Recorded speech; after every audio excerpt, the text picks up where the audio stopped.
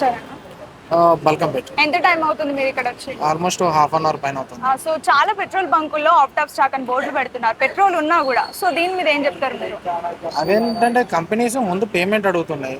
ఇవి Indian oil కానీ ఇవన్నీ ముందు పేమెంట్ చేయండి, మీకు ఫుల్ స్టాక్ ఉంది పంపిస్తామంటున్నారు. బంకుల వాళ్ళు పేమెంట్ చేయక వాళ్ళు స్టాక్ పంపిస్తలేరు, వీళ్ళు అవుట్ ఆఫ్ స్టాక్ అని పెడుతున్నారు. పబ్లిక్ ఏంటంటే అవి చూసి ప్యానిక్ అవుతున్నారు. ఓకే.